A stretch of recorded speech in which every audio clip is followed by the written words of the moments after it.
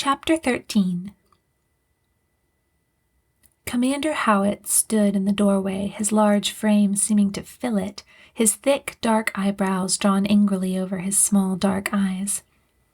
"Did you gentlemen require anything?" he asked, and for once I welcomed his gravelly voice. Pete raised himself to his full height and squared his shoulders, but the commander was a match for him in both height and weight, and the effect was not as intimidating as before. There was a second of silence, during which the two men looked each other hard in the eyes, and I squirmed under the palpable distrust. Sigmund stood and said, "We were just leaving, thank you." He led the way out the door. After another second of hard staring, Pete followed, not giving so much as a glance in my direction as he exited. After they had gone, the commander breathed a low sigh and relaxed his shoulders slightly. "Were they bothering you?" he asked. Neither no nor yes seemed like an appropriate answer, so I kept silent and merely shrugged. Seating himself on the cot they'd vacated, he looked me straight in the eyes. Only for a moment, and then I dropped my gaze, unable to meet his. "What did they say to you?" I couldn't help telling him. It was all so confusing, and I didn't know what to do. I wanted to run right to the doctor and get him to sort it out for me, but he was acting so strange I didn't think he could help. When I finished the story, the commander looked hard at me for a moment, then his expression softened slightly. He almost looked caring, but there was something I couldn't explain that still made me uncomfortable. "Should I believe them?" I asked at last. He shook his head vehemently. "No, they're lying." This was reassuring. It was what I'd wanted to think. "How do you know?" In response, he kept on looking at me for a moment. Then he reached out and touched my hand. I jerked it back, heart racing, but he acted like I hadn't moved. "It's a half-truth, Andi. Miss Lloyd." He ignored this. "There is a substance called Radialloy, and it was discovered on Condon. The sun did go nova, and the source was destroyed. You do have the only remaining specimen in your knee." I felt like I couldn't breathe. "Then what?" "It isn't what they said it was." It's not dangerous?" "No. In fact, it's the exact opposite." "What do you mean?" "You remember when I spoke to you about Langham's disease?" "Yes." You do have it, but it's not a recent thing.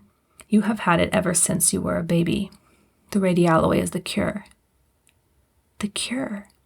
The cure Gilders had spoken of. But how do you know this?" He reached for me again, but I slid further back. Again, he ignored my question. "Those men, whatever they are calling themselves, they only want it for the money, Andi." "And if they get it?" "If they take it, you will die." Goosebumps tickled over my skin as I tried not to shiver. But it doesn't have to be that way. Andi, as long as you have it, you will never be safe. People will always be trying to take it. But I know another cure. I can help you. Let me remove it, let me protect you, and I'll give you the cure. You'll be safe." Something in his voice made me want to scream. Every instinct was telling me I should use my wrist comm, call the doctor or the captain. "Why do you want to help me?" "Because I love you, Andi." The world seemed to turn gray. I groped for my wrist comm, but he clutched my arm and spoke quickly, his gravelly voice cutting through my confusion. No, you don't understand. I have the right. I loved your mother. You're so much like her, Andi. So much like her." No, it can't be. God, please. What do you mean?" "Andi, my Genevieve, I'm your father." Blindly, I tried to pull my arm away. My throat went dry as he spoke the words I was already expecting. "That can't be." "Yes, it can. It's true." "But the doctor—" "I don't know why he took you from me, but I can only assume he wanted the cure. He knew if he could find a way to recreate it, he'd—" "I don't believe you," I shouted. I wrenched my arm away and stood up. "How can you even know that? How can you know who my father is?"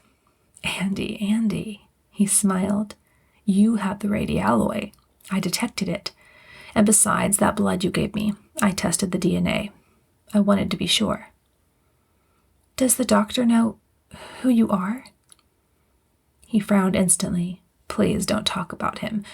Genevieve. And why do you keep calling me Genevieve? I darted for a medical cabinet without thinking. Flinging it open, I dug for nothing in particular. Because that's your name. I heard his footsteps approach behind me. Genevieve Sanderson. Sanderson? I turned to face him in my surprise. I had to change my name. They were coming after me for the Radialloy, the same as they did for you.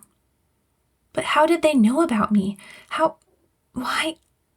I broke off, not knowing what to say, and allowed myself to meet his eyes for the first time since his revelation. He advanced slowly and put his hands gently on my shoulders. I don't know, but we'll figure it out. We'll figure it out together. Oh, doctor, my heart cried, but he kept on talking. I'm sorry I brought this on you, but I did it to save you, Genevieve.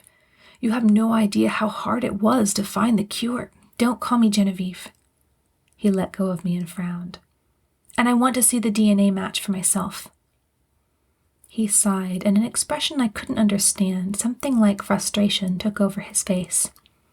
I suppose it's only natural that you should doubt. But I've wanted to find you for so long. Show me the DNA records. I didn't doubt. I couldn't. I knew it, knew in my very soul that he was my father, my real father. But I wanted more than anything to doubt him. If he was telling the truth, how could I ever trust the doctor again? I have them with me. He brushed my arm again, and I found myself wanting to pull away. I will keep you safe, Andi. I promise. I turned away. I didn't want to look at him. As he pulled the paper out of his pocket, I cried out inwardly again. God, it's not true. It's not. He handed me another computer printout, and I grabbed it and read every line of it. That was my blood record, and the DNA reading matched his. Does August know? I gasped. I wanted to be alone. I wanted to run to my room, to hide, to pray, to implore God to wake me up. Was everything I knew a lie after all? I didn't say anything to August about it. It broke the boy's heart to lose you in the first place, and I didn't want to get his hopes up until I'd talked to you. You can tell him if you like. I hated listening to his voice. He'd ruined everything about my life, but he was my father. He was, and he was trying to help me. A sob broke from my throat. He touched my shoulder. I understand if you need some time alone. I do. Standing, he folded the DNA readouts and put them back in his uniform pocket. I'm sorry I had to tell you this way, Andi. If only those two hadn't... It's all right. I understand. I didn't care why he'd done things the way he had. I only wanted to be alone. I'll see you later, he replied, and then he left. I sank to the floor, crying quietly. How could the world change in only 10 minutes? Nothing would ever be right again. I tried hard to sort out my thoughts and emotions about what had just passed, but failed. I gave up at last and just kept crying, my knees drawn up to my chest. Of everything I'd learned in the 2 conversations, what bothered me most was not that I had had a deadly disease since birth, that I now had people after me to take the cure for that disease away, or that the unnerving Commander Howitz, who I barely knew, was my father. What bothered me most was the doctor. My father was alive and fully able to care for me, so who could have left me on the doctor's doorstep? But if not that, how had he really gotten me, and why? The only solution I could think of was the one the commander had suggested. The doctor wanted to figure out how to recreate the cure for himself. But if that was the case, had he even tried? If he'd tried, wouldn't I have known about it? Unless he'd only done it when I was very little and then had given up. Thinking back over our years together and the many ways he'd cared for me, could I really believe that he would intentionally hurt me? I recalled the 2 faces side by side in my mind. Commander Howitz smiling with his small dark eyes and short dark hair and the thick eyebrows raised at me. Then the doctor, thin face, gray eyes looking lovingly into mine, and one corner of his mouth raised in an affectionate smile.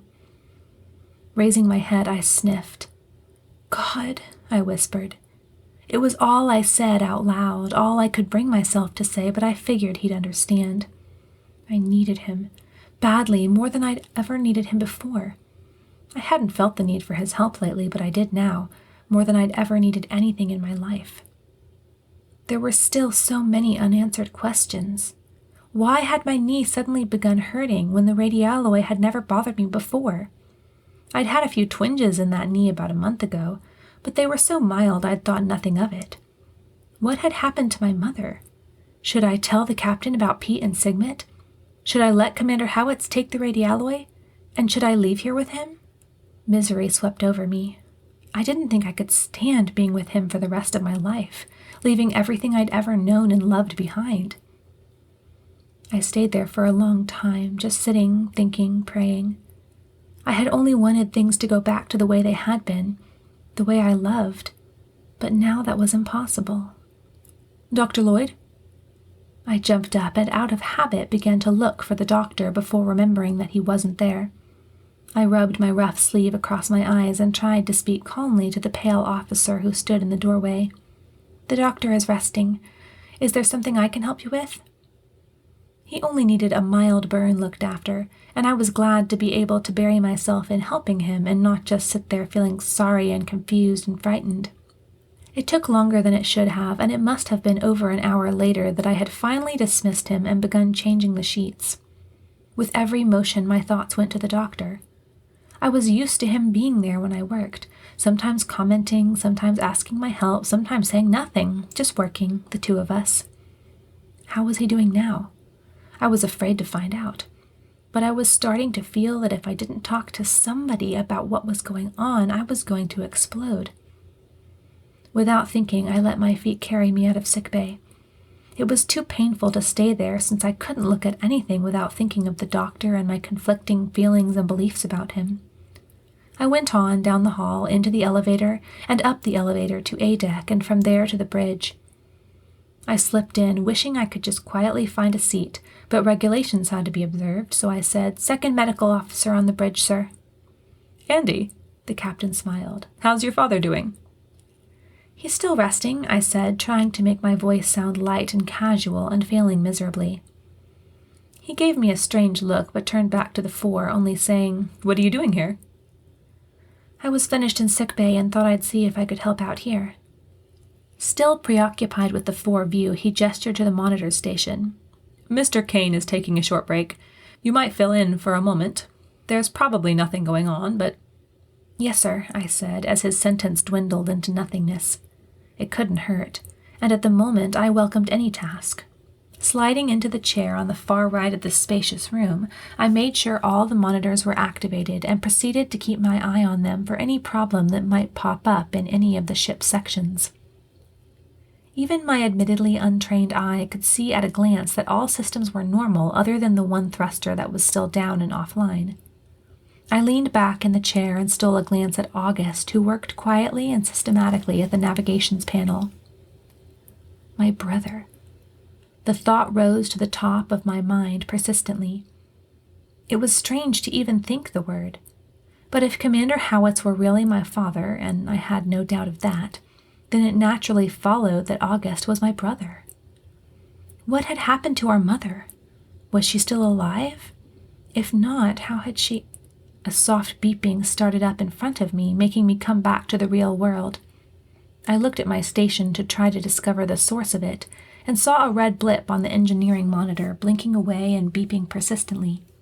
Frowning, I pulled the engineering systems to the main monitor and looked more closely at the blip. It seemed to indicate a power loss to the security systems at the source. "Captain?" I called, standing. He was giving an order and didn't hear me. I tried calling louder. "Captain?" This time he turned to me. "Yes, what is it?" For an answer, I pointed to the blip. Then I said, "There seems to be a problem in engineering. I think the security systems." Crinkling his brow, he stood up and stepped to the monitors. "That's impossible. How could—" He stared at the screen. "You're right. Power loss there and there." He pointed to another blip that had just appeared. "Data transfer systems as well. Gilder, slow to propulsion 10. "Aye, sir." There was no alert, he mumbled, leaning forward and selecting information on the damage. There go the communication systems. Another red light popped onto the screen. He pulled up his wristcom, dialed, and began to speak. Commander Howitz, what... Before he could finish his sentence, the lights on the bridge went out, leaving our faces eerily illuminated by the computer screens and control lights.